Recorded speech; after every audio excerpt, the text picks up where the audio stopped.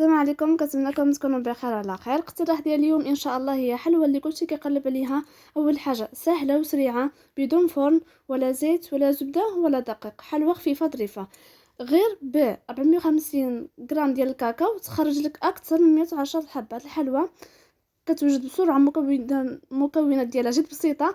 كنتمنى بحال الايمان يعجبكم الفيديو ديالي، ضمنوا اللايكات واشتركوا في القناه اللي باقي ماشي مشترك وتفعلوا الجرس. فرجه ممتعه. نبداو على بركه الله. انا عندي هنايا كنت طحنت الكاوكاو اللي كنت قشرته وطحنته على الشكل هذا. بالنسبه للقياس ديال الكاوكاو استعملت 450 غرام ديال الكاوكاو. كما قلت لكم حمرته مزيان وطحنته على الشكل هذا، وايضا ضفت عليه 450 غرام ديال الكيكس ديال الماريا. هاد الكيكس هذا حتى هو طحنته نفس القياس ديال الكاوكاو ونفس القياس ديال كيكس ديال الماريا. المهم استعملوا اي كيكس، انا بالنسبه لي هنايا استعملت كيكس ديال الماريا.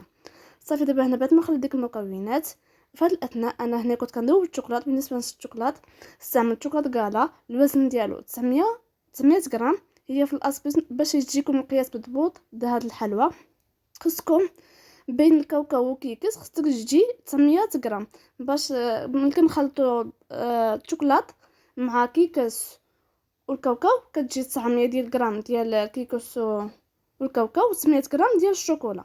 صافي دابا انا هنايا غادي نخلط هاد ثلاثه المكونات. الحلوى كتجي بسرعه وكتوجد اسرع ما يكون. صافي دابا انا هنايا خلطتها مزيان على الشكل هذا وجبت القوالب ديالي اللي غادي نفرغ بهم هاد الحلوى ديالي. انا هنا في اول مرحله فرغت شويه باش ديك الخليط كيهبط لي من الاسفل. انا هنا غادي نستمر على الشكل هذا. في الاول كما قلت لكم غادي نفرغ شويه حتى كيهبط الخليط، من بعد كنزيد نعمر مره ثانيه. صافي دابا هنا بعد ما غادي نسالي وغادي نعمر القوالب ديالي على الشكل هذا، غادي ندخلو للنبيره ولا المجمد تقريبا واحد 10 دقائق حتى داك الشوكولات كيجمد. ملي كتحس بهم انهم جامدين وشابرين في راسهم كنجبدوهم باش كنديمو ليهم. اهم حاجه بالنسبه لهاد القوالب ديالي انا هنايا بعد ما غادي نعمرهم مزيان كما كتلاحظوا معايا غادي نحاول انني فحال اللي غادي نضربهم باش ديك الحلوى كتهبط وكيكون السطح ديالها مستوي. وكنجيب واحد الكوردون ولا واحد العود ديال باليون، كنحاول انني نعدو في الوسط باش ديك الفراغات كيعمروا لي كما كتلاحظوا هنايا في الصوره موضحه. دابا انا هنايا غادي نستمر على هاد الطريقه هذه حتى نسالي الكميه ديالي كامله. ولكن واحد الحاجه، الا لاحظتوا الخليط ديالكم بدا كيتقل غادي تجيبوا واحد الماء اللي يكونوا غاليانين وكتعدلوه فوق ديك الاناء باش ديك الشوكولات كيبقى سخون وديك الخليط كيبقى خفيف باش ما كيتقلكمش. صافي دابا انا هنايا غادي نستمر حتى نسالي الكميه ديالي كامله ونخليكم من بعد ملي غادي نديمو ليهم.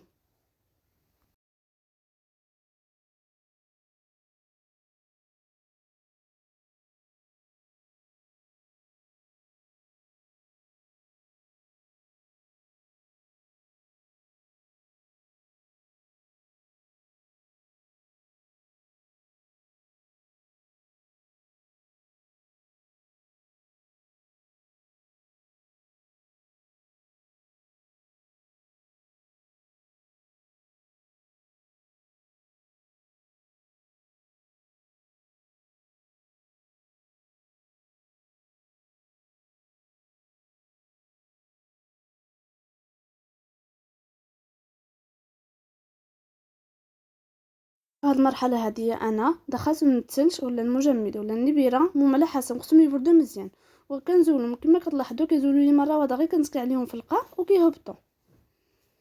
صافي دابا هنايا غادي نكون انا نسيت المرحله الاولى. بالنسبه الشكل ديالهم كيجي على هذا الشكل هذا كما كتلاحظوا معايا في الفيديو. صافي كما قلت لكم انا هنايا خليتهم بردوا مزيان وكيديموا لي مره واحده.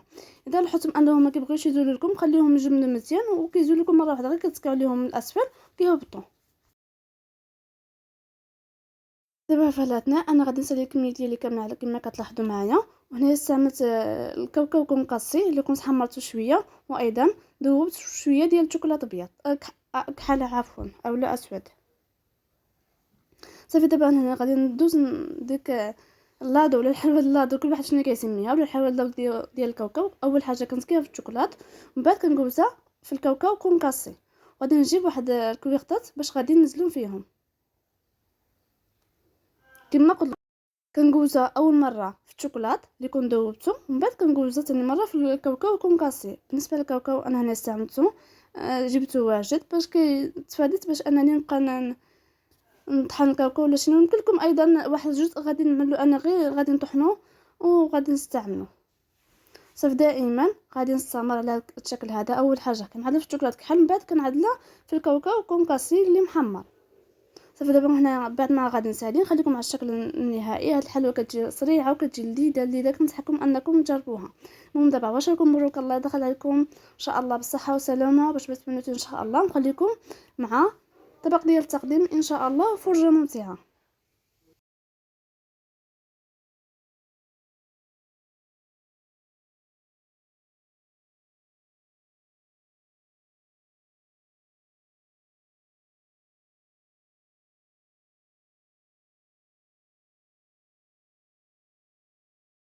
دابا انا هنايا كما كتلاحظوا من الطبقه الاولى غادي نستعمل الكميه ديالي كامله. صافي انا هنا بعد ما كملت الكميه ديالي كامله، ها هو كيجي الشكل ديالها، كيجي تبارك الله طبسيل ولا الحلوه كتجي كميه ديالها كبيره. كنصحكم انكم تجربوها في هذا العشر ديال العيد. دابا هنا نحاول انني نقطع معكم وحده باش تشوفوا كيف يجي الشكل ديالها. كتجي لذيذه هذه الحلوه، اهم حاجه انها سريعه.